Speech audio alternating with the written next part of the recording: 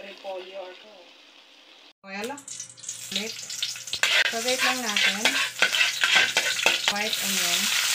Yung chicken na pinakuluan ko lang.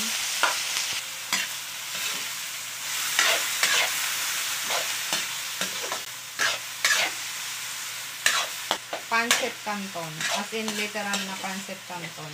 Gagawin natin healthy. Kikiam. Kikiam. Kaya ng soy sauce. Pinag-pakulang kanina ng chicken broth. Ilagay na natin para malasa. Kaya lang natin to ng kumulo mga 5 minutes. Tayo ng seasoning. Ang pancit canton. Pinaka-seasonings niya. Nagasa na lumambot yung canton. Before repolyo or cabbage. Ito yung pancit canton natin. Dalawang pancit canton pagkatapos ng mahal na araw.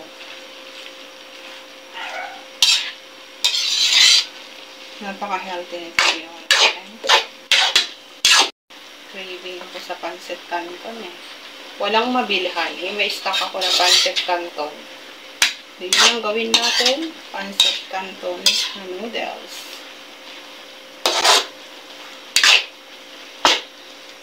Tikman na natin ito. Oh. Craving ako nito. Tapos makat tayo ng gulay. Yung itlog. Yung itlog na yan, nangihinayan lang ako sa itlog kasi masira. Lagyan na natin.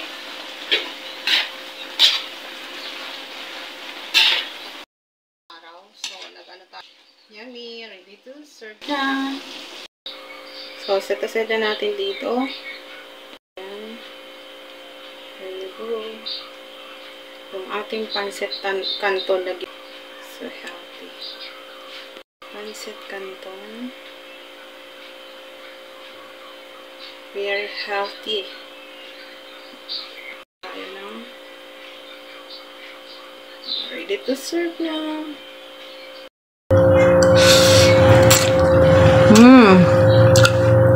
So delicious.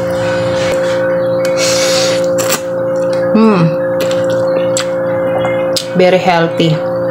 And panigurado, pasok to at magugustuhan to sa mga kids, mga mahal niyo sa buhay, guys.